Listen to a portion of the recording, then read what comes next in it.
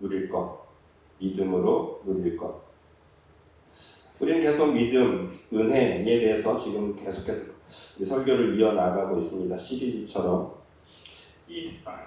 믿음도 은혜도 사실은 저와 여러분들에게 언제나 열려있는 자유이용권 같은 거예요. 그런데 이 자유이용권 같은 것을 어떤 사람은 즐겁게 사용합니다. 행복하게. 그런데 어떤 사람은 어떻게 해요? 무섭다고 타지 않고, 내가 저걸 탔을 때 어떤 위험이 생길까봐 타지 않아요. 또 어떤 사람은 이 종이딱지 하나가 어떻게 저 귀한 것을, 아름다운 것을 쓸 수 있냐고 하면서 자유이용권이 있음에도 불구하고 사용하지 않는 사람도 있습니다. 또 어떤 사람은 그 자유이용권을 가지고서도 놀이터, 그 놀이기구들을 사용하지 않으면서 오히려 불평을 해댑니다. 왜 나를 저쪽으로 이끌어주지 않는 거야? 왜 여기서는 더 재미난 것들이 없는 거야? 라고 하면서. 여러분 기억하십시오. 믿는 사람들에게는 그 믿음이 있으므로, 그 은혜가 있으므로 이미 저와 여러분들에게 누릴 것들이 너무나도 풍부하게 있음을 제발 좀 기억해 주십시오. 그리고 은혜를 한 주 동안 좀 누리다가 오는 기쁨의 표정이 되시길 바라요. 자, 지금 그 표정 그대로 얼굴 바꾸지 마시고 그 표정 그대로 옆 분에게 얼굴을 보여주세요. 그 표정이 일주일 동안의 삶이 여러분들의 표정이었어요. 저는 소망합니다. 예수님을 믿는 사람이라면 예수님 앞에 나왔을 때만큼은, 아니 여러분들 삶 속에서도 사실은 행복한 미소가 끊이지 않아야 되지 않을까요? 왜요? 은혜가 있으니까.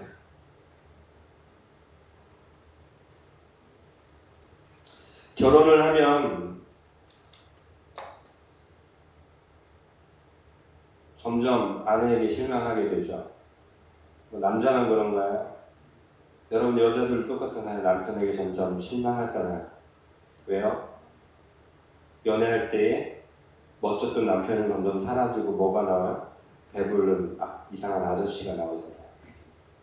젠틀하고 스윗했던 언어들은 점차 내 귀에 들리지 않고 밥 차려라 라는 말만 들리기 시작하잖아요. 귀찮게 하는 소리만. 근데 잘 생각해 보세요. 연애할 때 그 남자가 정말 사라졌나요? 연애했을 때 그 여자가 정말 사라졌나요? 아니요. 어쩌면 더 많은 것을 나에게 주고 있어요. 어쩌면 더 많은 혜택을 내가 누리고 있어요. 그런데 우리 눈은 점차 뭘 보기 시작하는 거예요? 부정적인 것, 안 좋은 것, 나를 힘들게 하는 것, 괴로워하게 하는 것들 때문에 점차 그 상대가, 배우자가 어떻게 보이는 것일 뿐이에요? 귀찮아 보이게 될 뿐이다라는 거예요. 훨씬 더 은혜가 많은데. 그런 점에서 사랑하는 성민교회 여러분, 여러분에게 은혜가 넘쳐나고 있음을 믿으시길 바랍니다. 여러분들에게 하나님께서 허락하신 은혜와 그 긍휼이 앞으로의 인생에서도 너무나도 많은 것을 믿으시기를 예수님의 이름으로 축복드립니다. 나아가 오늘 로마서 5장에서 말하고 있는 것처럼, 바울이 선포하고 있는 것처럼 고난 중에도, 환난 중에도 뭐가 있길 바란다고요? 즐거움이 넘쳐나게 되기를 예수님의 이름으로 축복드립니다. 마치 그런 것과 같아요. 진흙탕 속에서 뭘 발견하는 것과 같냐면 진주를 발견하는 것과 같습니다. 어느 날 어떤 영화를 보았어요. 블러드 다이아몬드라는 영화였던 것 같은데요. 그 영화에서는 아프리카에 정말 힘들게 고되게 일하시는 그 분들이 일을 막 해요. 그런데 결국 그 다이아몬드를 캐고 나면 누가 결국 돈을 다 가져가요? 그를 고용했던 사람들, 돈 많은 사람들이 결국은 다 가져가요. 그러면서 그 빨간 다이아몬드의 의미를 막 이렇게 얘기하는 것을 제가 보았는데, 그런데 저는 거기서 뭘 봤냐면 그 땅을 파고 깊은 동굴을 들어가면서 그 일하시는 광부들, 그런데 그 속에서 결국 뭘 발견해요? 다이아몬드 하나를 발견하려고 그 수많은 노력, 그리고 마치 그걸 정말 발견했을 때는 그 사람의 표정이 바뀌어요. 고되고 힘들고 두려웠어요. 무너질지도 모른다라는. 실제로 많은 사람들이 죽고, 그런데 다이아몬드 하나를 딱 발견하면 그 사람의 표정이 갑자기 바뀌어요. 고된 노동이 아니라 어떻게 해요? 행복한 미소. 여러분들에게 하나 행복한 상상을 드려보도록 하겠습니다. 지금 여러분들이 가진 통장에 제가 여러분들에게 각 사람에게 20억씩을 송금한다고 쳐볼게요. 예배 끝나고. 아니 실제 거짓일 거라고 생각해서 그러시죠? 이건 정말로 한번 상상해 보세요. 지금 제가 이미 여러분들이 가진 통장에 20억씩 다 넣었다고 송금했다고 쳐보자고요. 이 이야기는 이 예배를 드리고 있는 여러분들에게만 드리는 놀라운 비밀입니다 라고 얘기를 했어요. 아무도 몰라요. 성민교회 성도들에겐 다 보냈어요. 근데 오늘 예배 드린 여러분들에게만 얘기했어요. 여러분들은 어떤 생각을 가질까요? 오늘 예배 나오길 잘했다 라고 했을 거예요.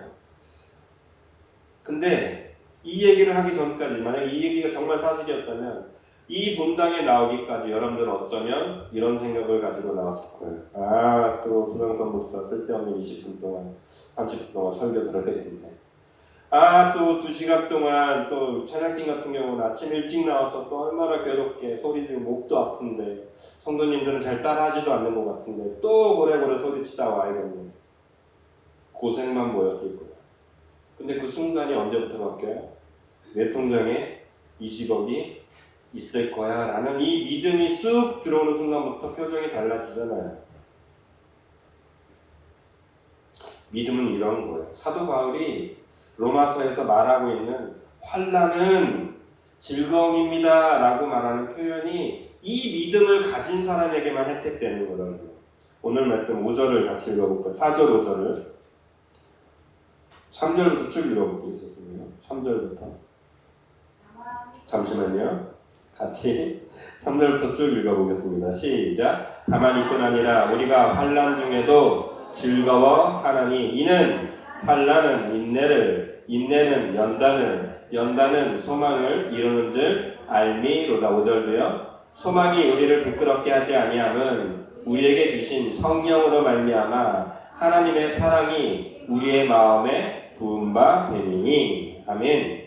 지금 믿음에 대해서 계속 강조하고 있는 게 그거예요. 믿음은 하나님께서 우리에게 주신 선물입니다. 이 선물을 우리는 어떻게 해야 돼요? 까봐야 돼요. 그러니까 뭔지 알지.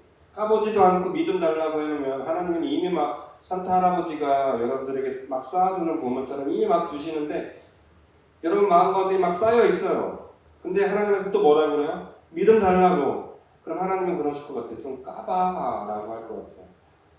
야 주일날 그렇게 많이 줬는데, 야 너 큐티할 때 그렇게 많이 믿음을 너에게 막 부어줬는데 네가 열어보지도 않고 또 달라고 하면 하나님 입장에서는 황당할 노릇도 아니겠냐고요.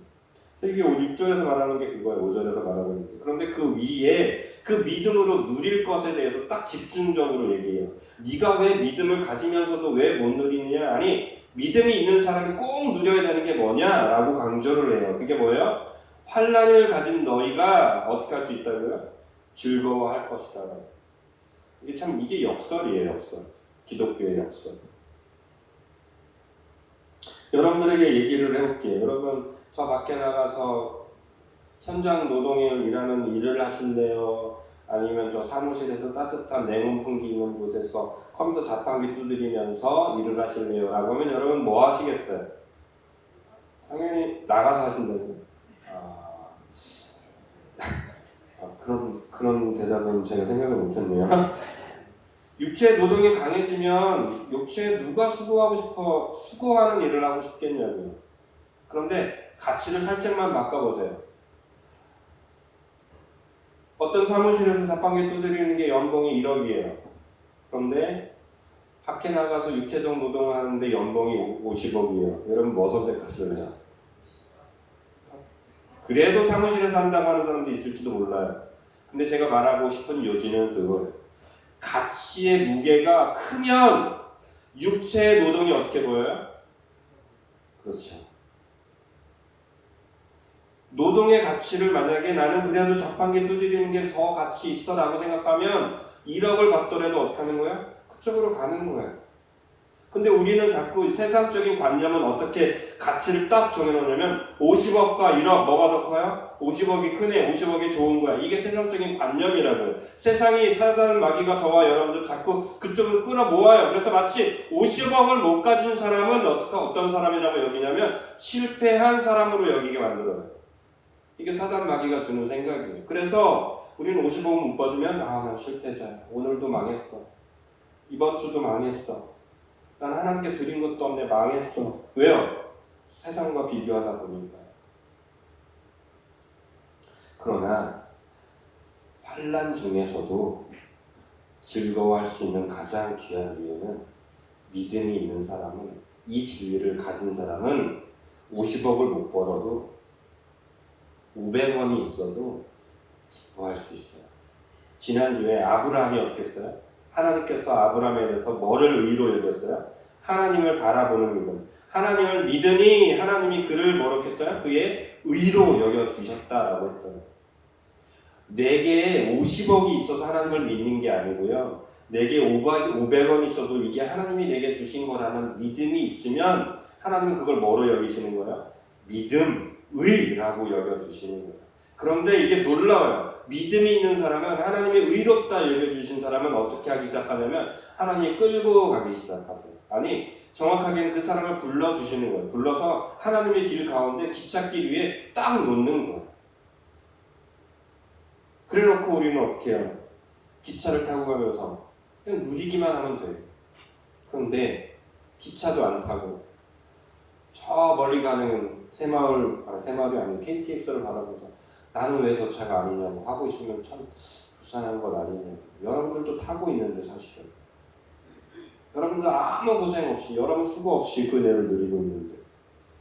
그래서 오늘은 이 믿음을 좀 소유했으면 좋겠습니다. 우리가 따라 해봤으면 좋겠습니다. 제목을 따라 해볼 건데요. 믿음으로 선포하십시오. 믿음으로 누릴 것. 다시 한번요. 믿음으로 누릴 것. 아멘. 믿음으로 환난에서 누릴 것. 다시 한번요. 두 글자 들어갔는데 믿음으로 환난에서 누릴 것. 믿음으로 환난에서 누릴 것을 오늘 꼭 소유하게 되시기를 예수님의 이름으로 축복드립니다. 광야라는 곳이 있어요. 광야라는 곳은 사람이 살기 척박한 곳입니다. 근데 예수님은 이 광야에 대해서 상당한 의미를 두고 계세요. 심지어 예수님은 사역을 시작하기 직전에 가장 먼저 방문하셨던 곳이 어디였어요? 광야였어요. 물론 거기서 금식하셨고 기도하셨지만 광야였어요. 왜 그러면 예수님은 이 광야를 그렇게 중요하게 하셨고 그 광야로 초대하는 일들을 빈번히 여기실까요? 이유는 하나예요. 광야에서 바라볼 분은 뭐밖에 없어요? 자기의 경험, 자기가 가진 달란트 다 필요 없어요. 하나님만 보게 하는 거예요. 예수님이 그래서 이 광야길을 걸으셨고 그 여러분들이 알고 있는 세례 요한, 또 여러분들이 부러워하는 다윗, 또 여러분이 성경에서 나와 있는 아브라함, 누구든지 다 보세요. 다 대보세요. 이 광야의 길을 다 걸어가요. 근데 이 광야의 길에서 그냥 막 힘들어 고생하고 하나님께서 막 즐거워하려고 그러는 게 아니에요. 얼마나 괴로워하는지 내가 봐야겠다. 그러려고 그러는 게 아니고 그 광야의 길에서 뭘 바라보는 훈련을 시키시는 거예요? 하나님만 보게 하는 훈련을 하게 하시는 거예요. 하나님만 바라보는 훈련이 된 사람은 어떠한 상황 속에서 하나님을 보니까 의로 여길 수 있는, 하나님께서 주시는 은혜를 의로 여길 수 있게 되는 그 은혜를 누리게 되기 때문에. 사랑하는 성인교 여러분, 그래서 여러분들에게 축복합니다. 여러분, 환난이 여러분들에게 있다면 믿음으로 찬양하십시오. 믿음으로 감사하십시오. 믿음으로 하나님께서 내게 주신 이 환난이 반드시 내게 큰 은혜로 있게 될 것을 믿고 그 믿음을 선포하게 되시기를 예수님의 이름으로 축복드립니다. 왜 그런지는 이제 이 단어의 뜻을 우리가 뜯어 보아야 합니다. 단어, 이 환난이라는 단어는 이 어원적인 의미가 있더라고요. 이 환난의 어원적 의미는 누르다, 짜다, 으깨다. 다시 한번요. 누르다, 짜다, 으깨다 라는 동사, 이 헬라어 들리보라는 단어에서 유래가 되었어요. 이것은 뭘 의미하는 거냐면, 여러분, 착즙하는 기계 집에 다 있죠. 저희 집과 비슷하군요. 저희 집도 없긴 한데, 저는 시골에 살다 보니까 착즙하는 기계를 본 적이 있어요. 찜기 같은 건데, 그건 어떻게 하는 거면 거기다 음료, 과일이나 이런 것들을 다 집어넣어요. 다 집어넣고 고압력으로 어떻게 하면 쫙 눌러버려요. 그럼 거기서 뭐만 나올까요? 즙만 나와요. 집에는 조그마한 착즙기 있잖아요. 그게 막 위에서 막 이렇게 해서 쭉 눌려서 나오는 거. 그런 비슷한 원리예요. 그런데 그 과정에서 뭐만 쭉 빠져나오죠? 과일의 원액. 진짜 제일 핵심되는 것들. 그것들이 쭉 흘러나오면서 우리는 그걸 먹고 맛있다, 정말 행복하다, 이런 감정을 종종 느껴요. 여기서 말하는 환란의 단어, 이 환란의 딜리버라는 단어가 어떻게 쓰여지냐면 이 착즙하는 짓누르는 힘을 단어를 쓰고 있다고요. 그러니까 환란을 우리가 이해할 때 기억하셔야 돼요. 착즙하는 기계는 지 스스로 과일 먹고 싶다 하면서 누르던가요? 기계가 인공지능이 있다면 가능할 수 있긴 하겠지만 착즙기는 그러지 않아요. 누가 의도를 가지고 합니까? 과일을 짓누르고자, 과일을 먹고 싶어하는, 과일을 혹은 팔고 싶어하는 주인의 의도를 가지고 거기다 뭘 넣어요? 과일을 넣는 거예요. 그리고 압력을 가해서 빼내는 거예요. 그러니까 저와 여러분들이 환난을 당할 때 여러분들이 꼭 믿음을 가지십시오. 지금 하나님께서는 나에게 뭘 요구하시는 거예요? 뭔가 요구하고 계시는 거예요. 여러분들이 가진 아름다움, 여러분들이 고유로 가지고 있는 하나님께서 바라고 기대하시는 뭔가 짜내려고 하시는 거예요. 여러분 이거를 잘 이해하셔야 돼요. 여러분들 고통을 줘서 짜낸다라는 얘기가 아니에요. 하나님께서는 이 연단의 과정, 이 환난의 과정을 통해서 기대하고 얻고자 하시는 것들이 있다고요. 짜내고자 하시는 것들이 있다고요. 그것은 그 다음으로 우리가 이해하는 단어가 있으면 좋습니다. 자, 4절 말씀도 다시 한번 읽어볼게요. 4절 시작. 인내는 연단은 소망을 이루는 줄 알미로다. 자, 환난에서 뭐가 나와요? 인내가 나와요. 환난에서 인내로 연결돼요. 이 인내라는 단어는 아래에서 머물다, 아래에서 더 버티다, 이런 뜻을 가지고 있어요. 인내가. 그러니까 환난에서 하나님께서 이 주인이 뭔가 특별한 의도를 가지고 그에게 뭔가 짜내려고, 뭔가 특별한 것을 요구하려고 압력을 가합니다. 그런데 인내는 뭐냐면 그 압력을 버티는 힘이에요. 생각해보세요. 위에서 고압력이 막 불었죠. 여기서 제가 뭔가를 쾅 때렸어요. 근데 얘가 압력을 버티지 못하면 여기가 어떻게 돼요? 깨져버리겠죠. 그럼 여기 있던 내용물은 어떻게 되죠? 쏟아져 버리겠죠. 그래서 환난이라는 상황을 우리는 믿음을 가져야 돼요. 이 환난이 결코 나에게 불이익한 것이 아니야. 고통만 있는 것이 아니야. 생각하셔야 돼요. 믿음이 이제 시작돼요. 그런데 그때 우리에게 요구되는 것이 있어요. 그 다음 단계예요. 인내예요. 뭐예요? 버티는 힘이에요. 하나님이 누르시는 그 압력에 내가 버티는 힘을 기르셔야 돼요. 대부분은 여기서 넘어져요. 초반부에. 왜? 너무 세거든. 너무 괴롭거든. 그래서 대부분은 포기해요. 그래서 신앙을 떠나기도 하고, 이런 하나님이라면 믿을 필요 없다. 세상이 얼마나 편한데. 세상은 어떻게 해요? 집을 짜내지 않거든요. 슬슬 칼로 오려내요. 아프지 않게. 다시 인내는 뭐라고요? 버티는 힘. 하나님께서 나를 어떤 압력을 가할 때, 나에게 어떤 것을 요구할 때 버티는 힘. 그 다음 성경은 뭐라고 그래요? 인내는 뭘 만든대요? 연단을 만든대요. 이 연단은 잘 달궈진, 잘 재련된 금속으로 이해하시면 좋습니다. 높은 열을 가하기도 하고 또 두드려 맞기도 하면서 잘 재련된 정금 혹은 어떤 금속들로 이해하면 좋아요. 하나의 잘 재련된 금속이 나오기 위해서는 수만 번의 덕기질, 망치질도 필요하고요. 고열의 불도 필요하게 됩니다. 그러니까 우리는 한 번, 두 번, 세 번, 뜨거운 것도 한 번, 두 번, 세 번 이러면서 언제 끝나요 하나님 이럴 필요가 없어요. 언제까지일까요? 네, 주인이 됐다라고 할 때까지. 망치질도 불 담금질도 하나님이 요구하시는 온전한 순철이 될 때까지, 정금과 같이 나아갈 때까지 하나님께서는 어떻게 해요? 재련하고 재련하는 거예요. 그런데 그거 아세요? 순금이 되는 순간, 요즘 얼마인지 모르겠는데 한 돈에 얼마 정도 하나요? 네. 그 정도의 가치의 금이 아무것도 아닌데, 근데 그 금도 저 땅바닥에 있었을 때는 사실 99.9%가 아니잖아요. 뜨거워져야 되잖아요. 불순물이 좀 나가야 되잖아요. 얻어맞아야 되잖아요. 이 과정을 거치지 않으면 99.9%의 농도가 되지 않으면, 순도가 되지 않으면 뭐야? 정금이라고 불리지 않는 거예요. 저와 여러분들도 진짜 그리스도인, 이 환난을 과정에서 통해서 이 순금과 같이, 정금과 같이 재련되는 과정을 버티지 못하면 결국은 합철이 되는 거예요. 그냥 막 쓰이는 철.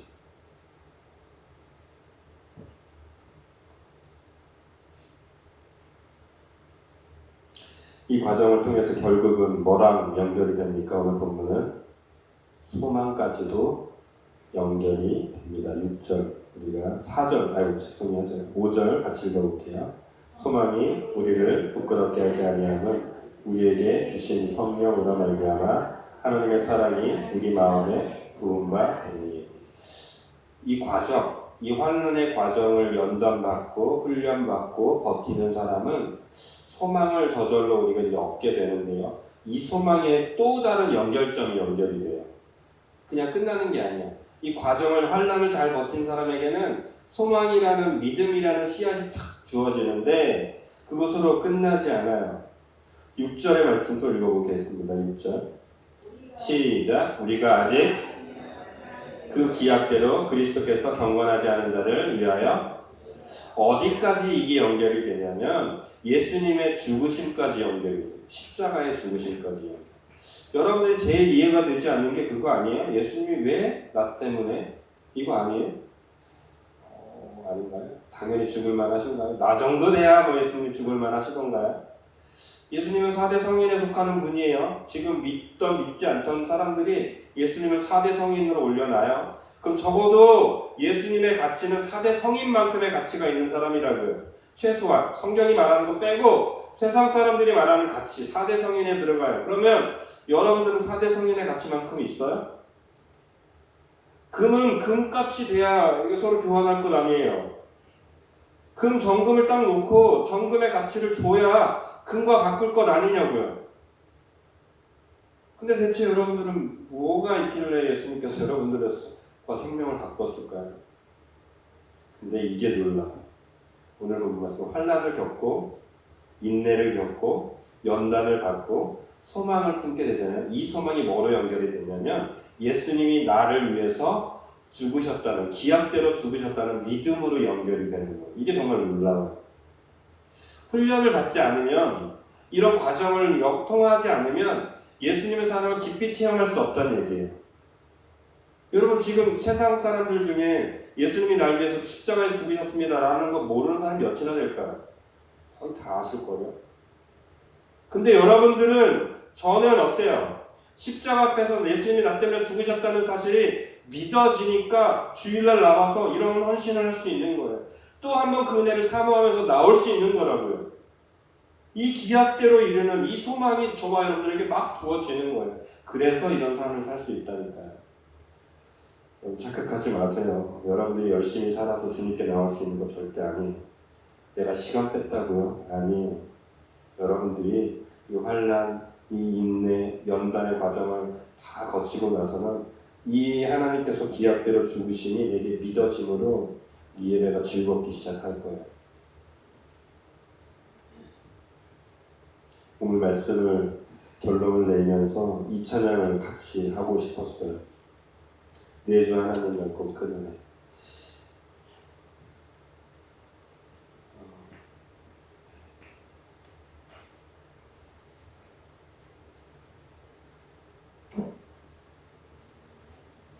이 찬양을 드리는데 우리는 너무나 쉽게 포기하는 것 같다는 거예요. 조금 거센 파도가 오고 거친 일들이 내게 생기면 어떻게 해요?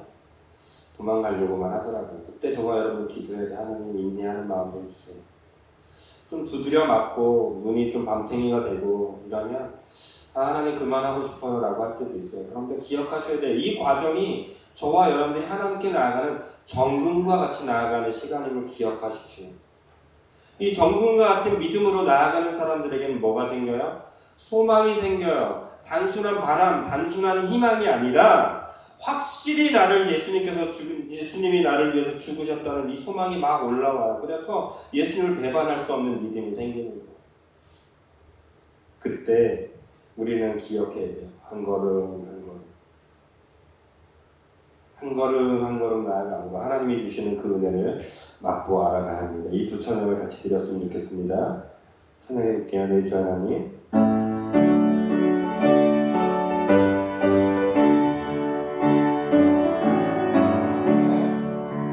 내 주 하나님 넓고 큰 은혜는 저 큰 바다보다 깊다. 너 곧 탑주를 끌려 끝내고 저 한가운데 가거라.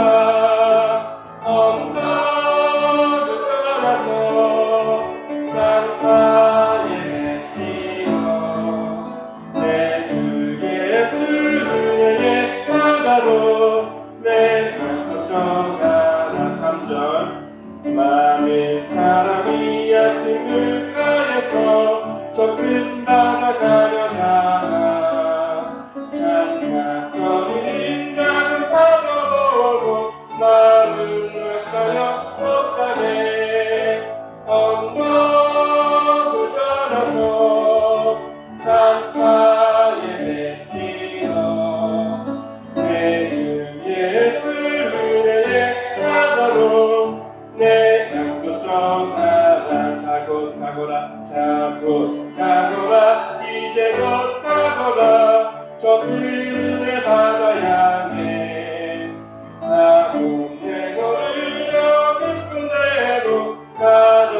안 가면 바다로 언덕을 떠나서 산파에 맺히어 내 주 예수 은혜의 바다로 내 맘껏 떠가. 언덕을 떠나서 산파에 맺히어 내 주 예수 은혜의 바다로 내 맘껏 떠. 우리 목소리를 높여서 언덕을 떠나서 산파에 맺히어 내 주 예수 은혜의 바다로 내 맘껏 떠가라. 한 걸음 한 걸음 한 걸음 주 예수와 함께 날마다 우리 걸어. 한 걸음 한 걸음 한 걸음 한 걸음 주 예수와 함께 날마다 우리 걸어가. 한 번 더요. 한 걸음 한 걸음 한 걸음 주 예수와 함께 날마다 우리 걸어가.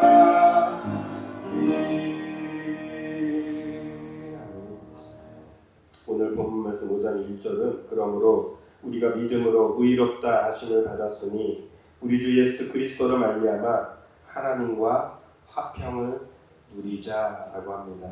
믿음이 있는 사람, 믿음이 있다라고 하는 사람이라면 하나님이 주시는 이 화평의 복을 누려야 합니다.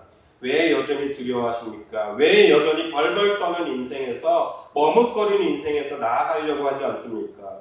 좀 나아가오십시오. 저 망망한 바다로 나아가십시오.